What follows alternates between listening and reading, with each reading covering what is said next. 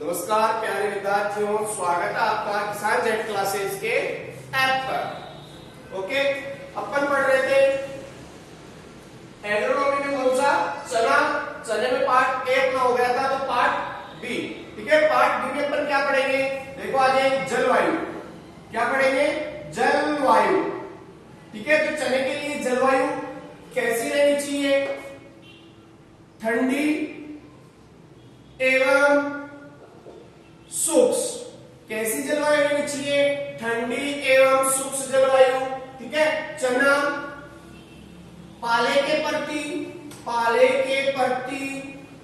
अत्यधिक संवेदनशील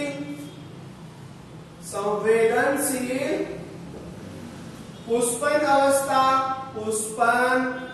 अवस्था। ठीक है, आगे देखो वानस्पतिक वृद्धि के लिए तापमान, वानस्पतिक वृद्धि के लिए तापमान कितना रखते हैं अपन? 15 से 22 डिग्री टेम्परेचर। कितना रखते हैं? 15 से 22 डिग्री टेम्परेचर अपन रखते हैं। ठीक है, पुष्पन किसके लिए? पुष्पन व फसल पकते समय। ठीक है, तो पकते समय टेम्परेचर कितना रहना चाहिए? 24 से 28 डिग्री टेम्परेचर रहना चाहिए। कितना रहना चाहिए? 24 से 28 डिग्री टेम्परेचर रहना चाहिए। ठीक है, औसत वार्षिक वर्षा, क्या? औसत वार्षिक वर्षा। तो औसत वार्षिक वर्षा कितनी होनी चाहिए? 60 से 100 सेंटीमीटर। कितनी? 60 से 100 सेंटीमीटर। ध्यान रखना, एग्जाम में आ सकता है वानस्पतिक वृद्धि के लिए तापमान कितना है चने में, तो आपको बताना है कितना? 15 से 22 डिग्री टेम्परेचर। ठीक है, यदि आपको पूछ ले कि पुष्पन व पकते समय तापमान कितना रहना चाहिए? 24 से 28 डिग्री टेम्परेचर।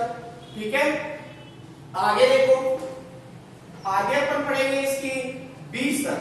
क्या पढ़ेंगे? बीज दर पढ़ेंगे, सीड रेट। तो बीज दर कितनी रहती है चने में? अब ध्यान देना है, यहाँ पर अपन ने चना दो प्रकार का पढ़ा था। कौन कौन सा था? पहला देसी चना। कौन सा चना? देसी चना।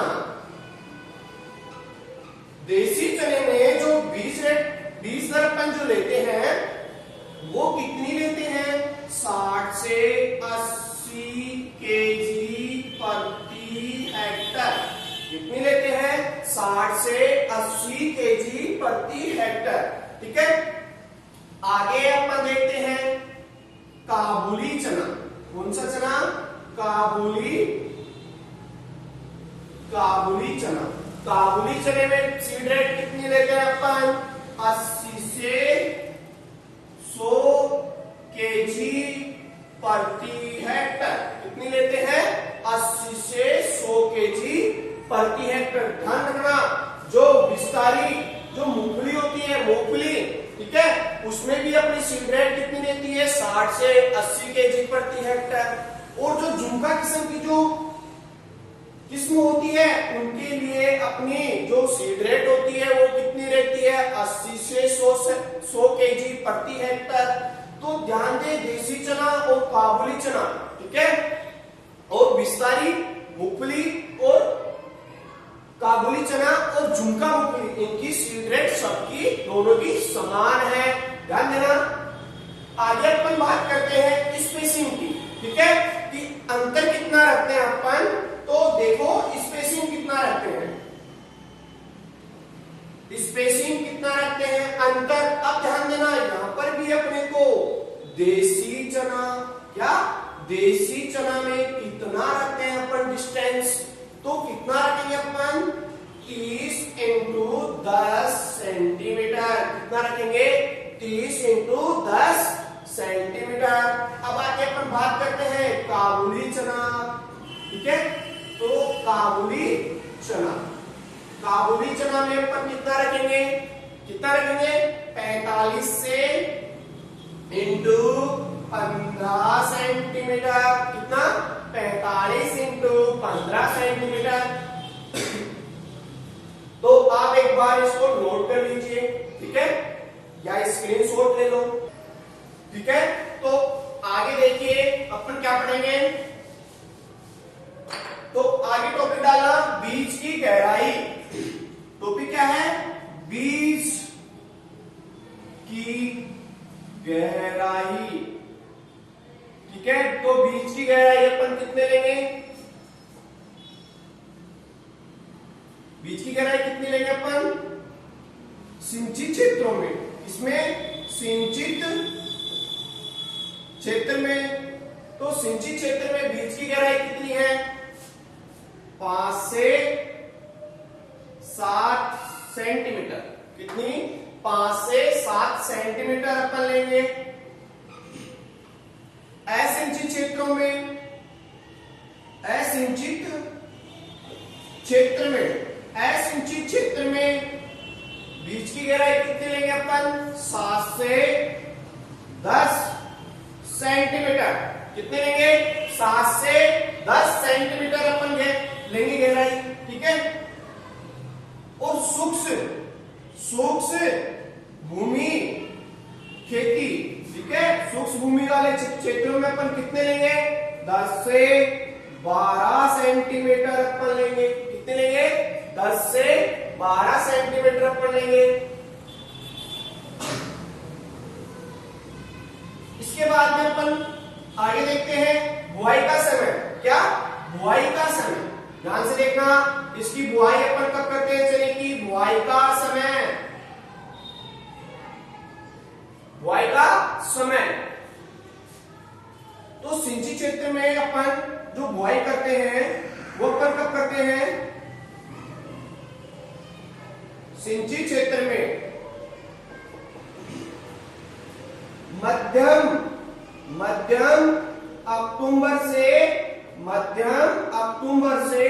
मध्यम नवंबर तक, मध्यम नवंबर, ठीक है, मध्यम अक्टूबर से मध्यम नवंबर तक। और असिंचित क्षेत्रों में, असिंचित क्षेत्र में अपन बुआई कब करते हैं, मध्यम अक्टूबर तक, ठीक है। एक चीज ध्यान देना, यदि अपन कम गहराई पर यदि अपन बुआई करेंगे, क्या, कम गहराई पर यदि अपन बुआई करेंगे तो अपने खेत में जो विल्ट नामक डिजीज होती है वो अत्यधिक लगने की संभावना है। अब आप सोच रहे हो सर क्यों, इसलिए लगने की संभावना है क्योंकि चना हवा के संपर्क के प्रति अत्यधिक संवेदनशील है, क्या, हवा के प्रति अत्यधिक संवेदनशील है। तो इस कारण उकठा रोग, जिसको बोलते हैं अपन विल्ट को क्या बोलते हैं, उकठा रोग, तो उकठा रोग के प्रतिरोधी संवेदनशील है, क्या है, उकठा रोग के संवेदनशील है, तो इसलिए वो डिजीज ज्यादा लगेगी, ठीक है। तो एक बार आप इसको नोट कर लीजिए, पूरे को नोट कर लो आप, बीज की गहराई और बुआई का समय, ठीक है। आगे देखते हैं, आगे अपन बात करते हैं बीजोपचार। किसकी बात करेंगे अपन, बीजोपचार। बीजोपचार की अपन बात करते हैं कि बीजोपचार किससे करते हैं अपन, राइजोबियम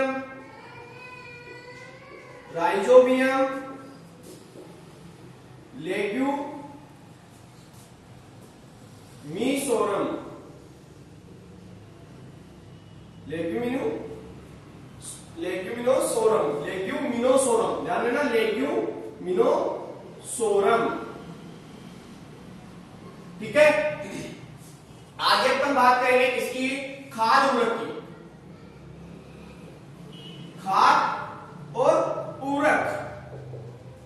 जो सिंचित क्षेत्र होते हैं, ध्यान देना, सिंचित क्षेत्रों में, इसमें सिंचित क्षेत्र में सिंचित क्षेत्र में खाद उर्वरक कितने लेते हैं, कितनी मात्रा लगती है, तो एन पी और के, ठीक है, 20 केजी प्रति हेक्टर, ठीक है, कितने रहे, 20 केजी प्रति हेक्टर। इसके बाद मिलेंगे अपन 40 से 60 केजी प्रति हेक्टर, ठीक है, के की अपन लेंगे कितनी, 20 केजी प्रति हेक्टर, ठीक है।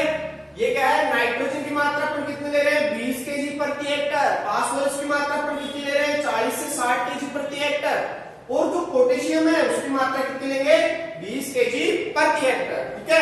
अब आता है असिंचित क्षेत्रों में, इसमें असिंचित क्षेत्र, तो असिंचित क्षेत्रों में कितनी लेंगे अपन, देखना एन की मात्रा, मैं एनपी के नहीं लिख रहा, इसके नीचे देखना 10 केजी प्रति हेक्टर, क्या 10 केजी प्रति हेक्टर अपन नाइट्रोजन की मात्रा लेंगे, 20 केजी प्रति हेक्टर अपन फास्फोरस की मात्रा लेंगे, और पोटेशियम की मात्रा अपन कितनी लेंगे, 10 केजी प्रति हेक्टर, ठीक है। कितने ले रहे अपन, 10 केजी प्रति हेक्टर, ये हुआ अपना खाद उर्वरक। अब अपन बात करते हैं कि चने के अंदर सिंचाई की अवस्था, जो क्रांतिक अवस्थाएं होती है उसके बारे में अपन बात करेंगे। सिंचाई की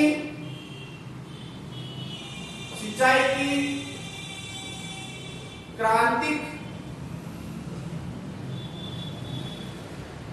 अवस्था, ठीक है। तो सिंचाई की क्रांतिक अवस्था,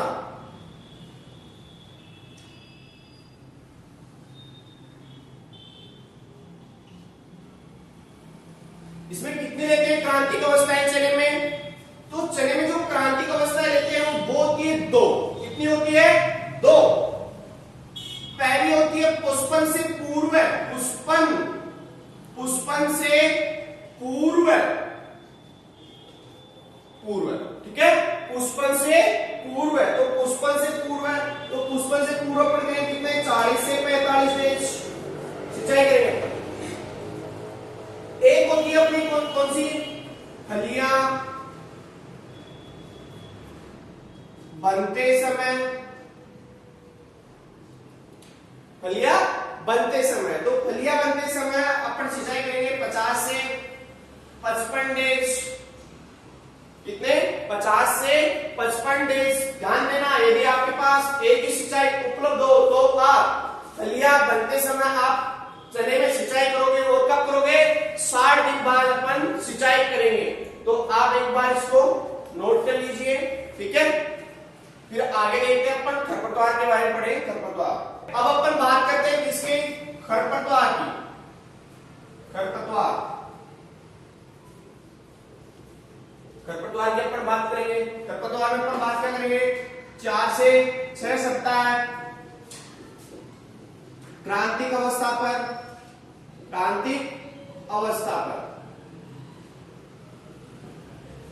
ठीक है।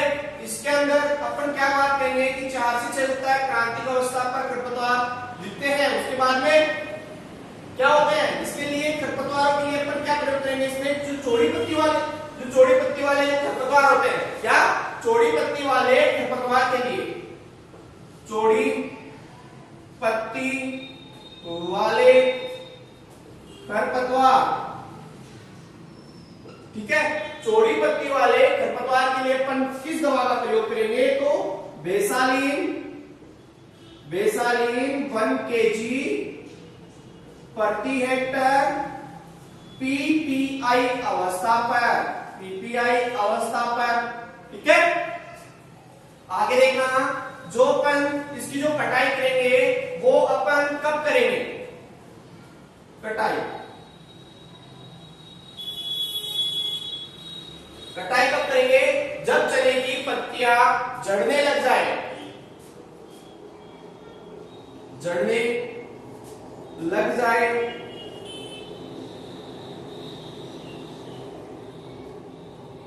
पत्तियां लाल भूरी हो जाए, भूरी हो जाए, इस अवस्था पर अपन कटाई करेंगे। ठीक है, आगे देखना इसकी उपज कितनी लेते हैं सिंचित क्षेत्रों में। सिंचित क्षेत्र में जो उपज होती है अपने को प्राप्त होती है, तो उपज कितनी रहती है सिंचित क्षेत्रों में अपने पास 10 से 15 क्विंटल प्रति हेक्टर। कितनी? 10 से 15 क्विंटल प्रति हेक्टर। असिंचित क्षेत्रों में देखना, असिंचित क्षेत्र में, तो असिंचित क्षेत्र में कितनी रहती है 7 से 10 क्विंटल प्रति हेक्टर। ठीक है, कितनी रहती है सिंचित क्षेत्रों में 7 से 10 क्विंटल प्रति हेक्टर। अब ये हो गया आपका खरपतवार। कौन सा रसायन काम में लेते हैं? वैसालीन 1 kg प्रति हेक्टर पीपीआई अवस्था पर। कटाई कब करते हैं? पर झड़ने लग जाए क्या? पत्तियां, ये ध्यान रखना, क्या झड़ने लग जाए? पत्तियां झड़ने लग जाए, पत्तियां लाल भूरी हो जाए। ठीक है, और उपज इसकी सिंचित क्षेत्रों में 10 से 15 क्विंटल होती है। कितनी रहती है? 10 से 15 क्विंटल। और असिंचित क्षेत्रों में कितनी रहती है? 7 से 10 क्विंटल प्रति हेक्टर। ठीक है, आप इसको नोट कर लो, अपन डिजीज और पढ़ेंगे। ठीक है, ठीक है, तो अपन बात करते हैं इसके बाद में, किसकी बात करेंगे? रोग की। इसकी अपन बात करेंगे रोग। मैंने आपको बोला था कि इसमें रोग विल्ट नामक डिजीज लगती है, जिसको अपन कहते हैं उक्ता रोग। क्या? उक्ता रोग। उक्ता रोग फ्यूजेरियम ऑक्सीस्पोरियम, क्या? फ्यूजेरियम ऑक्सीस्पोरियम कवक द्वारा होता है। किसके द्वारा? फ्यूजेरियम ऑक्सीस्पोरियम कवक द्वारा होता है। ये आक्रमण क्या करता है? पौध अवस्था पर आक्रमण करता है। कहां पर करता है? पौध अवस्था पर। पत्तियां पीली पड़ने लगती है। क्या होता है? पत्तियां है जो चने की जो पत्तियां होती है वो क्या होती है? पीली पड़ जाती है। तो समझ लो पीली पत्तियां पड़ गई तो कौन सा रोग लग गया आपके खेत में? उक्ता रोग। ठीक है, ऊपर से नीचे की ओर बढ़ता है। ये देखो, ऊपर से नीचे की ओर बढ़ता है। ठीक है, जड़ काली पड़ जाती है। जड़ क्या होती है? यदि आप प्लांट को उखाड़ के देखोगे तो प्लांट को उखाड़ने के बाद में क्या होगी? इसकी जो जड़ें होती है वो आपको काली दिखाई देगी। यदि जड़ काली दिखाई दे रही है, क्या? जड़ यदि आपको काली दिखाई दे रही है और वो सड़ जाती है अंदर के अंदर, क्या होती है? सड़ जाती है। तो जड़ सड़ जाएगी तो कौन सा रोग हो गया? उक्ता रोग।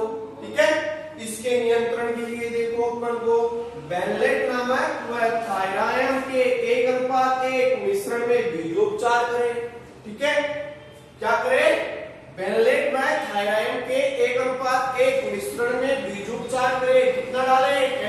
3 से 4 ग्राम kg प्रति हेक्टर। ठीक है, फसल चक्र अपनाना चाहिए। क्या करना चाहिए? फसल चक्र अपनाना चाहिए। यदि आप बार बार फसल चक्र अपनाओगे तो रोग का निवारण होगा।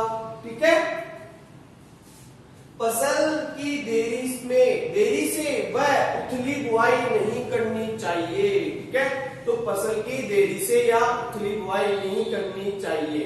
आगे देखना, इसकी जो रेजिस्टेंट वेराइटी है मैंने आपको पहले बता दिया था कि ICCV 10 जो अवरोधी किस्म अपन कहते हैं वो किसकी रेजिस्टेंट वेराइटी है? उक्ता रोग के। एक और वेराइटी बताई कि मैंने GNG 146। क्या? GNG 146। ठीक है, आगे देखना, एक दूसरा रोग और लगता है इसमें। कौन सा? झुलसा रोग। कौन सा लगता है? झुलसा रोग।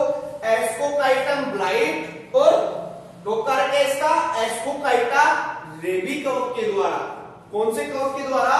एस्कोकाइटा रेबी कवक के द्वारा क्या लगता है? झुलसा रोग होता है। ठीक है, अब ध्यान देना एक चीज और, इसमें झुलसा रोग जो होता है, झुलसा रोग के प्रतिरोधी रेजिस्टेंट वैरायटी कौन सी है? यहां लिख लेना प्रतिरोधी। तो प्रतिरोधी जो किस्म है वो कौन सी है? प्रतिरोधी जो किस्म है गौरव है।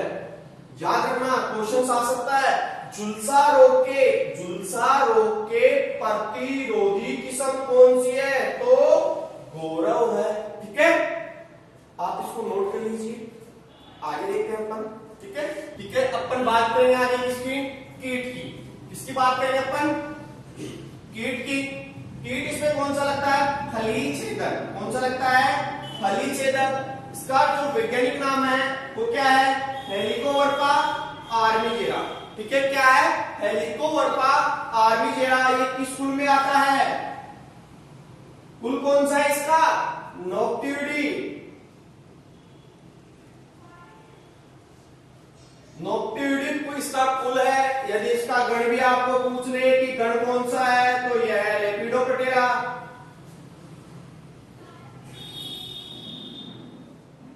लेपिडोप्टेरा में। ठीक है, किस किस गण में आता है, लेपिडोप्टेरा। कुल पूछ ले तो नोक्टिविडी। ठीक है, आगे देखा, खड़ी फसल में वह भंडारण में नुकसान पहुंचाता है। क्या नुकसान पहुंचाता है, फली छेदक की। ठीक है, यह 75% उपज में कमी आती है। इस कीट के कारण जो उपज होती है अपने चने की, उसमें कितनी हानि होती है, मतलब कितनी कमी आती है, 75% कमी आती है। ठीक है, इसके नियंत्रण के लिए अपन क्या करेंगे, नियंत्रण के लिए क्या करेंगे, मोनोक्रोटोफॉस 1 ml। क्या, मोनोक्रोटोफॉस 1 ml प्रति लीटर। ठीक है, 1 ml मोनोक्रोटोफॉस प्रति 1 लीटर पानी में डालकर अपन क्या करेंगे, छिड़काव करेंगे। ठीक है, जैविक नियंत्रण के लिए अपन क्या उपाय करेंगे कि जो फेरोमोन ट्रैप आती है, जो फेरोमोन ट्रैप आती है वो अपन 5 लेंगे। कितने लेंगे, 5 फेरोमोन ट्रैप लेंगे और प्रति हेक्टर, क्या, प्रति हेक्टर अपन इसको लगाएंगे। ठीक है, तो 1 हेक्टर में 5 फेरोमोन ट्रैप लेकर अपन इनको लगाएंगे। आगे अपन बात करते हैं कि जो फली छेदक कीट है वो क्या करता है, कैसे चने को नुकसान पहुंचाता है। तो ये फली छेदक जो कीट है, तो सबसे पहले क्या करता है कि नवजात पत्तियों को खाता है। नवजात पत्तियों को खाता है। बाद में सबसे पहले क्या करेगा, ये नवजात पत्तियों को खाता है। बाद में फली में छेद कर दाना को खाता है। दाना को खाता है। तो लिख लेना, ये नोट कर लेना कि जो फली छेदक कीट है सबसे पहले आक्रमण करेगा, नवजात पत्तियों को खाता है। नवजात पत्तियों को खाने के बाद में दाने में छेद करता है, और छेद करने के बाद में किसको खाता है, मतलब जो पत्ती रहती है इसके अंदर, तो पत्तियों को किसने क्या किया, पहले ही खा लिया। ठीक है, और फलियों में छेद करने के बाद में क्या करता है, जो दाना बनता है फलियों के अंदर उसको ये खाता है। ठीक है, आगे अपन बात करेंगे दूसरा कीट की। एक और कीट आता है कटवर्म। क्या आता है, कटवर्म। तो कटवर्म एग्रोटिस इप्सिलोन, इसका वैज्ञानिक नाम क्या है, कटवर्म। कटवर्म का वैज्ञानिक नाम क्या है, एग्रोटिस इप्सिलोन। ठीक है, यह पत्तियों को काटता है। ये भी क्या करता है, यह पत्तियों को काटता है, भूमि की सतह में पौध को काटता है। भूमि की सतह में पौध को काटता है। ये आपका हुआ कीट। ठीक है, क्या हुआ, कीट। ध्यान देना, यदि आपके पास, इसमें आपको 2 क्वेश्चंस और बता रहा हूं मैं, यदि आपको ये आ जाए, एक बार नोट कर लेना आप। ठीक है, फिर मैं आपको बता रहा हूं, 1 मिनट। यदि आपके क्वेश्चंस आ जाए, सबसे कम जो बुआई, मतलब अपन जो निराई गुड़ाई खेत तैयार करते हैं ना, वो कौन सी फसल को लगता है, तो सबसे कम खेत तैयार करते हैं। ठीक है, इसमें खेत तैयार करने की आवश्यकता तो है, लेकिन बहुत कम, और फसलों की अपेक्षा बहुत कम। तो कौन सी फसल है, चना। कौन सी फसल है, चना। अंकुरित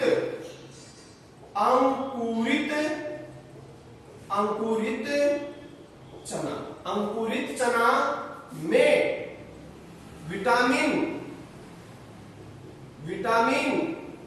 सी पाया जाता है। क्या पाया जाता है? विटामिन सी पाया जाता है। और ये किसके कारण होता है? स्कर्वी। किसके कारण होता है? स्कर्वी। ठीक है, तो ये अपना हुआ चना कंप्लीट। ठीक है, जो इसके जो क्वेश्चंस है चने के वो मैं आपको पीडीएफ में किसान जेड क्लासेस ऐप पर आपको पीडीएफ में मिल जाएंगे। चने के जो टोटल जितने भी क्वेश्चंस बन रहे हैं आपके जो पर्सन बन रहे हैं जेड एग्जाम में आ चुके, ठीक है, या आने की संभावना है, वो आपको पीडीएफ में किसान जेड क्लासेस की एप्लीकेशन में आप देखोगे तो वहां पर